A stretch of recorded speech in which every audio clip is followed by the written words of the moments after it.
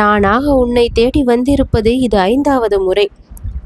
பிரச்சனைகளை தீர்க்கவும், மனதை சந்தோஷப்படுத்தவும், வாழ்விற்கு நிம்மதியை கொடுக்கவும், உன் விருப்பத்தை நிறைவேற்றி கொடுப்பதற்காகவும் உன்னை தேடி இப்பொழுது 5வது முறையாக வந்திருக்கின்றேன்.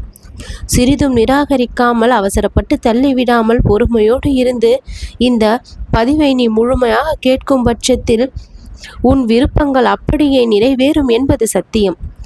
இந்த முருகனின் மீது நீ வைத்திருக்கும் பக்தி மிகவும் உண்மையெனில், மிகவும் அதிகமெனில், என்னுடைய இந்த வாக்கு முழுவதுமாக உன் செவியில் இன்றைய தினம் கேட்டே தீரும். பிரச்சனைகள் இல்லாத வாழ்க்கை ஒருவருக்கும் அமைந்து விடுவது இல்லை.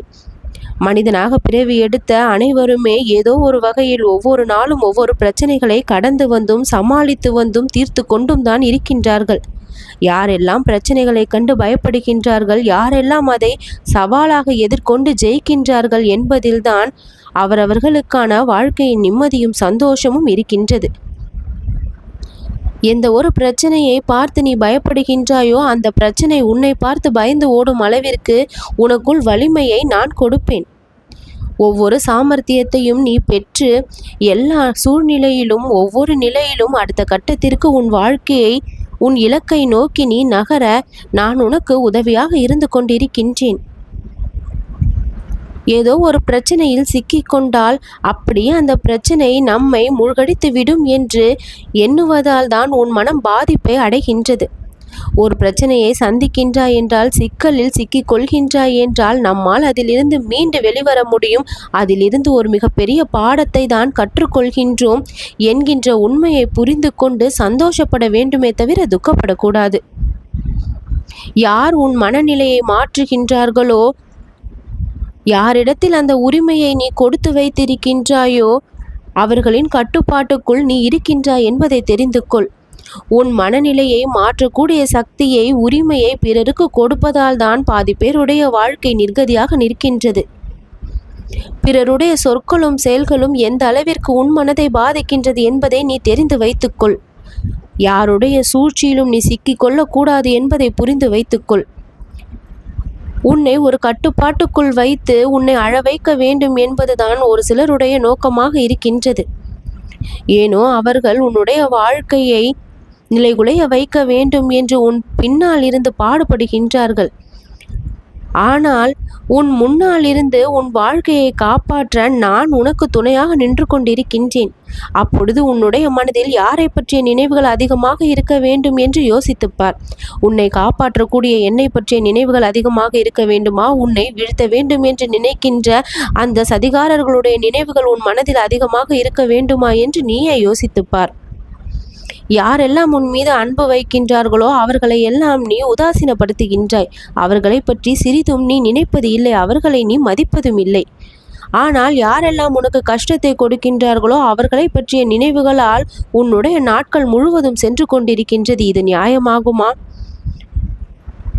யாரை நீ ஒதுக்குகின்றாயோ அவர்கள் உன் மீது அன்பு வைத்தவர்களாக இருக்கின்றார்கள். இதே நீ அவர்களுக்கு செய்வதால் தான் அந்த நிலைமை உனக்கும் ஏற்படுகின்றது. பிறர் மீது நீ வைக்கப்படும் அன்பும் அங்கு உதாசீனப்படுத்தப்படுகின்றது. நாம் எப்படி வாழ வேண்டும் என்று ஆசைப்படுகின்றோமோ, நாம் பிறர் நமக்கு எப்படி என்ன செய்ய வேண்டும் என்று ஆசைப்படுகின்றோமோ அதை தான் நாம் பிறருக்கு கொடுக்கவும் செய்ய வேண்டும். நம்முடைய எண்ணங்களும் செயல்களும் தான் நம்முடைய வாழ்க்கையை தீர்மானிக்கின்றது என்கின்ற போது அதில் தான் முழு கவனத்தை நீ வைக்க வேண்டும். உன்னை கஷ்டப்படுத்துகின்ற விஷயங்களுக்கு முற்றுப்புள்ளியை உன்னால் தான் வைக்க முடியுமே தவிர அடுத்தவரால் முடியாது. இப்பொழுது நீ கஷ்டப்பட்டு கொண்டிருக்கும் இந்த நிலைமைக்கு காரணமும் நீதானே தவிர பிறரும் கிடையாது. முடிந்தது முடிந்தனவாக இருக்கட்டும். இனி பிறக்கப் போகின்ற நாட்கள் உனக்கானவையாக உதிக்கட்டும். மீண்டும் உன் வாழ்க்கையில் ஒளி பிறக்க இந்த முருகன் என்றென்றும் துணையாக இருப்பேன். வெளிச்சத்தை கொண்டு வர நான் உனக்கு உதவி செய்வேன்.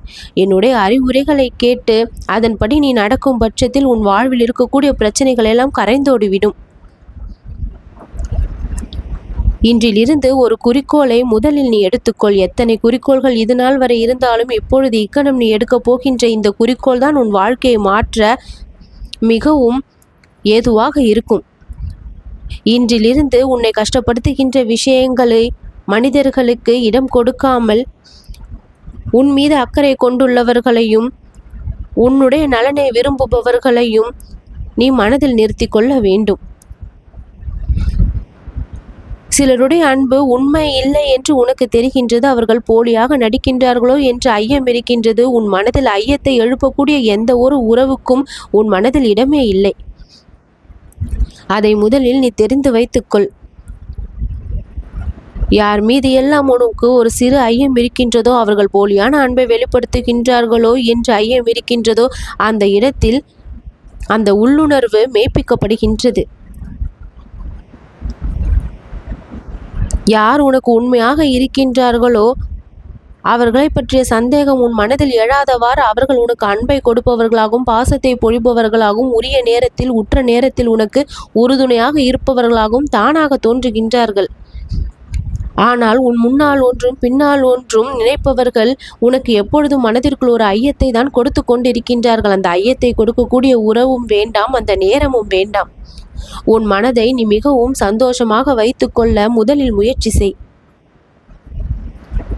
உன்னையே காணாமல் போக செய்யக்கூடிய விஷயங்களில் ஒரு பொழுதும் நீ மூழ்கி விடாதே. உன்னை நீ இழக்கக்கூடிய விஷயங்களில் ஒரு பொழுதும் நீ மூழ்கி விடாதே.